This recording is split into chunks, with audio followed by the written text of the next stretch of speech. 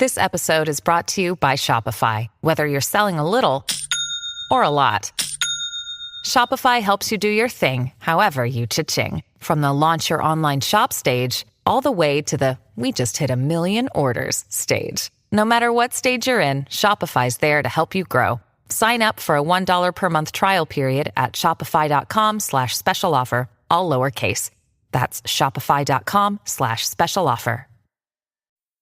This is Optimal Living Daily, how to remain calm under pressure and overcome problems in 9 steps by Brian Tracy of briantracy.com. And I'm Justin Malik. I'm going to jump right into today's post as we optimize your life. How to remain calm under pressure and overcome problems in 9 steps by Brian Tracy of briantracy.com. When times get tough and you're faced with any of life's complicated problems, it can be hard to stay motivated. How do you stay motivated and keep your cool when things are going badly around you? Here are some tips on how to stay positive and motivated when times get tough and you face problems. Number 1, don't blame others. To be your own turnaround specialist, to take complete control over your life in a crisis, the first thing you must do is to accept 100% responsibility for yourself and for everything that happens from this minute forward. Accept responsibility and take charge. You especially must keep yourself positive and focused.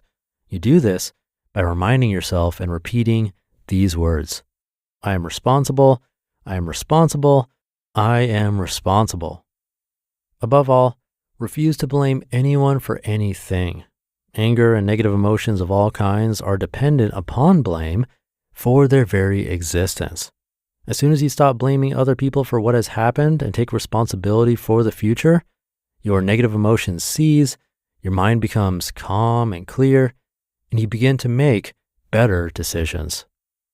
Number 2, how to remain calm under pressure.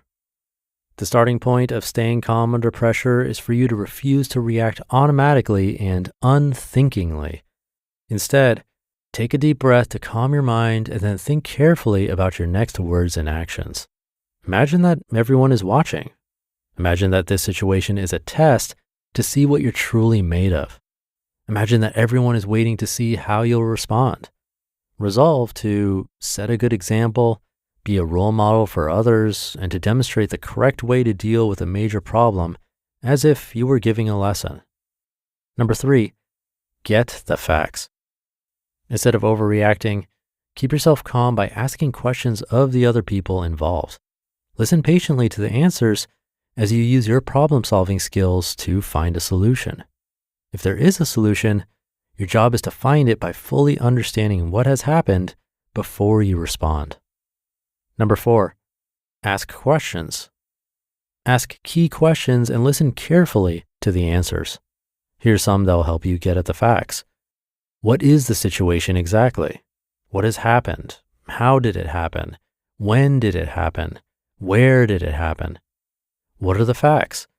How do we know that these facts are accurate? Who was involved? Who was responsible for doing or not doing certain things? The very act of asking questions and gathering facts keeps you calm and increases your courage and confidence. The more facts you have, the stronger and more capable you will feel about making good decisions to solve the problem and get through the crunch. Number 5, write it down. Begin by asking, what exactly is the problem? If you're working by yourself, write down a clear statement of the problem on a piece of paper. We find that if you can get the problem down on paper, it starts to solve itself. Then write down what all of the possible solutions are to the problem. You'll find that when you write out your problem and solutions, you'll be able to identify the best way to solve it quickly. It may not seem like a problem at all after you write it down. Number 6, try something different. By trying something different or taking a different approach to solving a problem, you may find a new, more beneficial way to go about things. When something fails, taking a different approach and solving what went wrong the first time will help you improve over the long run. It might also help to take a break from solving the problem altogether. I find that motivational quotes and inspirational images can recharge my energy, which allows me to return to the problem at hand with full vigor. Number 7, communicate with others.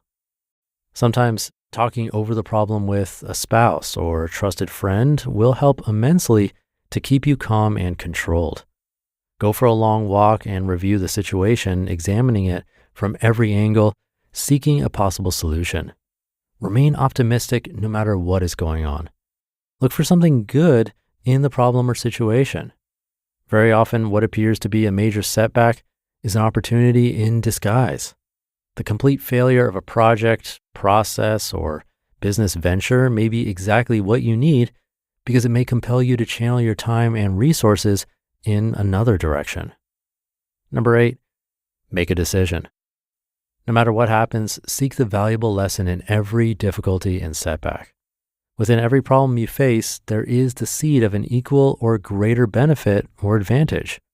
When you discipline yourself to look for the good in the situation and to seek the valuable lessons that the situation or crisis might contain, you automatically remain calm, positive, and optimistic. As a result, all the powers of your wonderful mind remain available to you to solve the problem or resolve the crisis. And number 9, get busy solving the problem.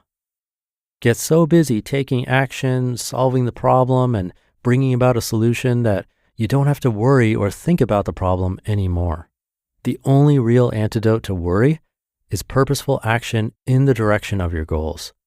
Instead of becoming upset or doubting yourself and your abilities, decide to take action, any action, to resolve the difficulty and get yourself through the crunch. Remind yourself that problems come not to obstruct, but to instruct. Conclusion. When times get tough and you're faced with any of life's complicated problems, stay motivated knowing that using this technique, you can recognize and develop strategies to solve any problem. You just listened to the post titled, How to Remain Calm Under Pressure and Overcome Problems in 9 Steps by Brian Tracy of briantracy.com. And I'll be right back with my commentary. Good taste is easy to spot, but hard to pin down. You know it when you see it. With your car, you want something sophisticated and daring, yet classic, approachable, but with an air of opulence. That's where the Range Rover Evoque comes in. The Range Rover Evoque is charisma in motion, art and craft in equal measure. Its exterior is a quietly bold expression of Range Rover DNA with a floating roof, continuous waistline, and 3-dimensional grille that give it a captivating character. Inside, you'll find a calm, minimalist cabin anchored by a tactile gear shifter where clean lines, sumptuous materials, and advanced technology come together. Make a statement in the Range Rover Evoque. This elegant SUV elevates every drive, offering a new dimension of refinement and luxury. Whether you prefer a modern aesthetic or a warmer, authentic appearance, the Evoque's interior can be tailored to your taste. Ready to experience sophisticated design and premium materials in motion? Explore the Range Rover Evoque at LandRoverUSA.com. This episode is brought to you by Shopify. Whether you're selling a little or a lot, Shopify helps you do your thing, however you cha-ching. From the launch your online shop stage, all the way to the we just hit 1 million orders stage. No matter what stage you're in, Shopify's there to help you grow. Sign up for a $1 per month trial period at shopify.com/special offer, all lowercase. That's shopify.com/special offer. Thank you to Brian. This could definitely be one of those easier said than done things, because when we're actually in those moments of pressure or dealing with problems, it can be hard to become clear-headed enough to remember to try some of these steps. But that said, I do think there are some good points that I think we can all use and think about. Like for me, not blaming others, it's a good reminder. It's so easy to point fingers when things go wrong, but every time I've caught myself doing that, it's never made me feel better. If anything, it just made me feel more stuck. And as for staying calm under pressure, I pretty much always seem calm on the outside. People think I am, but on the inside, there could be a lot going on. That's a tough one, staying calm. I remember when I first started this podcast, there were times when things would go wrong. Maybe the audio wasn't great or it got messed up, or I'd be recording last minute, I'd flub my words, and it could be really frustrating. But over time, I've learned to take that deep breath, just like the article says. It's amazing how much difference a few seconds of pause can make. But I think the biggest takeaway for me is that last point, just getting busy solving the problem, doing things. It reminds me of what I learned in the book, How to Stop Worrying and Start Living by Dale Carnegie. Basically, he said, staying busy is the antidote to anxiety.